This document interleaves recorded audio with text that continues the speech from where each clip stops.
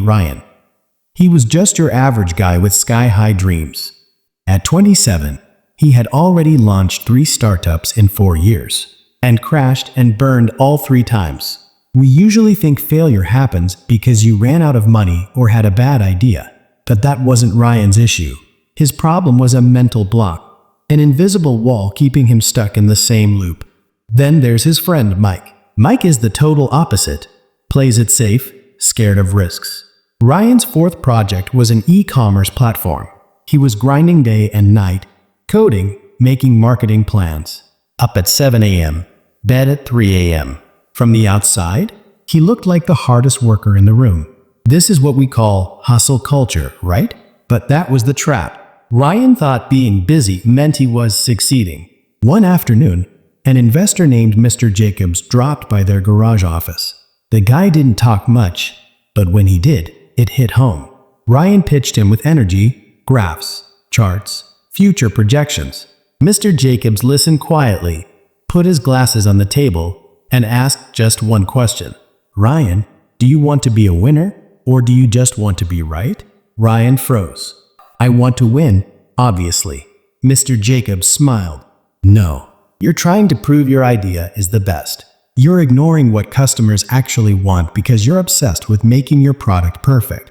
You're failing because you think motion is progress. You're running fast, sure, but you're on a treadmill. You aren't actually going anywhere. That day, Mr. Jacobs walked out without investing. That night, Ryan's company shut down because they ran out of cash. Mike, frustrated and angry, bailed on him. Ryan was totally alone. This was the lowest point in his life. The valley of despair. He locked himself in his room for a week. He hadn't slacked off. So what went wrong? Then Mr. Jacobs' words echoed in his head. Do you just want to be right? Ryan grabbed his journal and analyzed his last 4 years. He realized every time he hit a wall, he just tried to work harder to break it down. He never changed his strategy.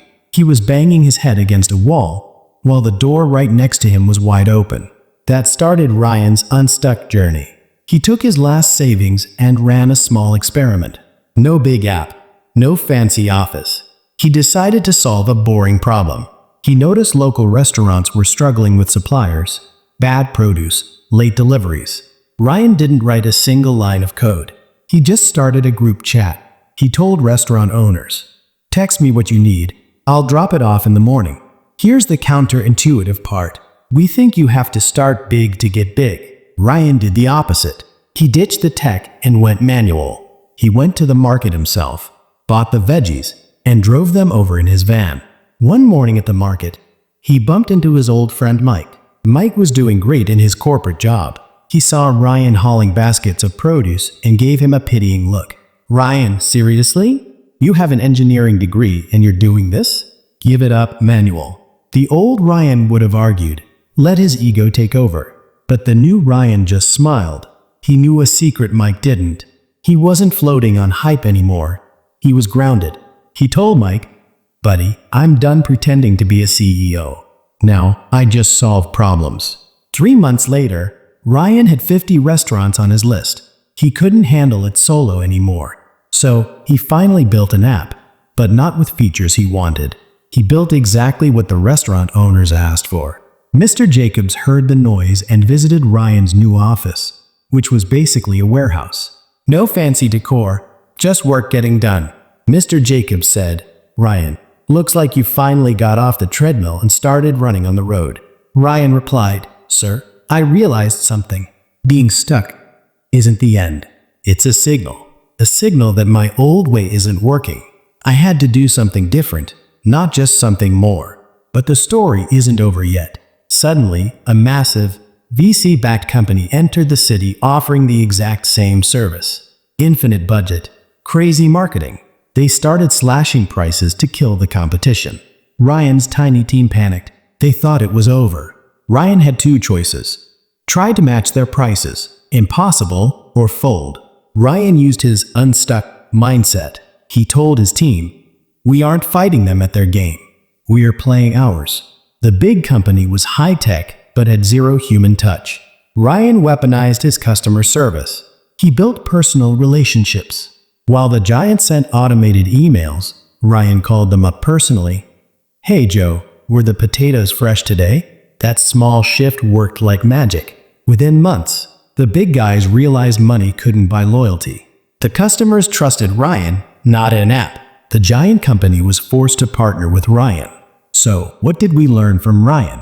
His success wasn't a lottery ticket. He won the moment he stopped labeling himself a failure and started seeing himself as a student.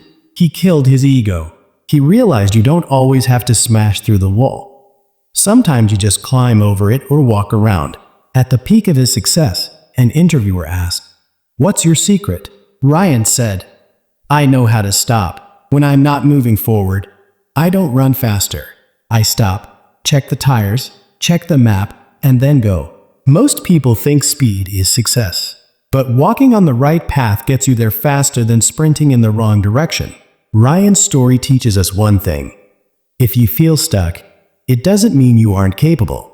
It just means your old key doesn't fit the new lock. Change the key. Stepping back isn't losing. It's preparing to jump higher. If this story resonated with you, or you feel like you're in that same spot Ryan was, maybe you needed to hear this. Now, here's a little psychological trick. We usually keep the best secrets to ourselves. But I'm gonna say, don't share this video unless you think it could actually change someone's life. And if you want to join a community that's constantly trying to level up, that subscribe button is waiting for you. In the next video, we're talking about how to know if your idea is gold or garbage. You don't want to miss that, so hit the bell. See you on the winning side real soon.